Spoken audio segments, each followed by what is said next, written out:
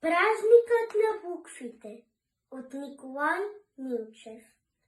Да четем и да пишем без букви не можем. И без книги не можем да порастем. Днес е празник на Кирил и на брат му Методи и на нашето разтоптяно от обич сърце. Днес е празник на буквите, с които сме горди. Днес е празник на нашия български дух и на думите, полетели високо в простора, и на думите, които от майка си чух. Колко радост, колко трепет пред двете икони, колко обич и светлина. Днес е празник на Кирил и на брат му Методи и на всички събрани тук деца.